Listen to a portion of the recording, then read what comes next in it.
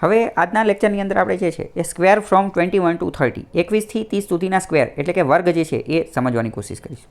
આની અંદર કોઈ એટલી ટ્રીક કામ નથી કરતી, પરંતુ આની અંદર આપણે એક પેટર્ન સમજવાની છે. તમને જે છે એ પહેલાં 1થી 50 સુધીના વર્ગ જે છે એ મોઢે પાકા આવડતા હોવો જોઈએ.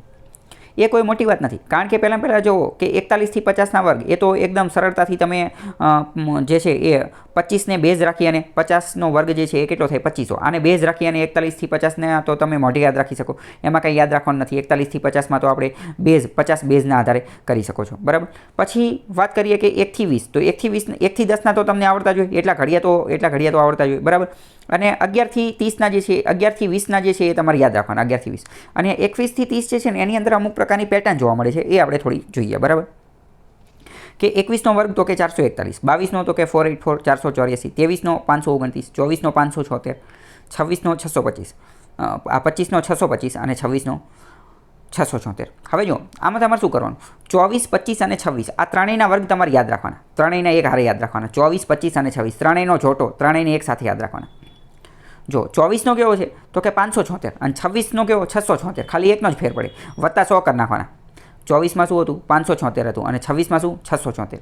25નો તો આમે આપણી ટ્રીકથી યાદ રહી જાય, 25 બરાબર કે એન્ડિંગ વિથ 5, તો 5નો વર્ગ કરી નાખવાનો અને 2 × 3 2 તરી 625, બરાબર. અને 24નો 576 અને 26નો એની અંદર 500માં વત્તા 100 કરી નાખવાના, એટલે કે 576 અને 676. 24નો વર્ગ ગમે ત્યારે આવે, બરાબર, તો 576 યાદ રાખી લેવાનું. 26નો ગમે ત્યારે આવે તો 676 યાદ રાખી લેવાનું. હવે બીજો મોસ્ટ આઈએમપી વર્ગ તમારે કોઈનો યાદ રાખવાનો હોય તો એ 29નો વર્ગ તમારે હંમેશા યાદ રાખવાનો. 29નો વર્ગ કેટલો થાય 841. કેમ? કારણ કે 29 જે છે ને એ એક તો અવિભાજ્ય સંખ્યા છે, એટલે તમે એ જે છે ગમે 841 તમને ભટકાઈ જાય ને તો તમારે યાદ રાખી લેવાનું કે આની અંદર 29 છુપાયેલા છે. 841નો 29 સાથે સંબંધ છે, બરાબર. એટલે 841 એ કોનો વર્ગ છે તો કે 29નો. એ તમારે ફરજિયાત મોસ્ટ આઈએમપી યાદ રાખી લેવાનું, બરાબર. આ 21થી 30ના વર્ગ છે. હવે આની અંદર તમે ધ્યાનપૂર્વક જોશો ને તો જો 21નો વર્ગ શું છે તો કે 441.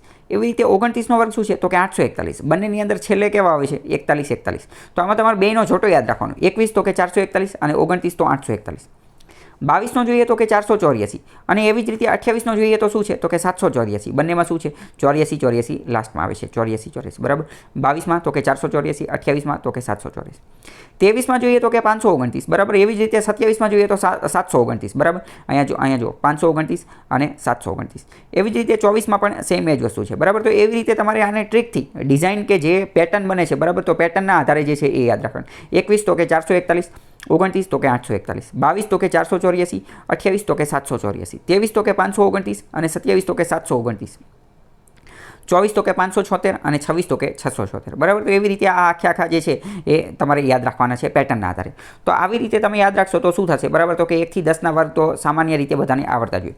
11થી 20 એ તમારે યાદ રાખવાના છે. આની માટે તમારે થોડી ઘણી મહેનત કરવી પડશે, બરાબર.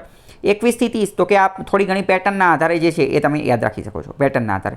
પછી વાત કરીએ કે 31થી 40 એ પણ તમારે યાદ રાખવાના છે. અને 41થી તો 60 સુધીના જે છે એ તો આપણી પાછી ટ્રીક જે છે 25નો વર્ગ કેટલો થાય તો કે 50નો વર્ગ કેટલો થાય તો કે 50નો વર્ગ થાય 2500. આને રેફરન્સ આને બેઝ પોઈન્ટના રાખી અને આપણે બીજા વર્ગ જે છે એ યાદ રાખી શકીએ છીએ.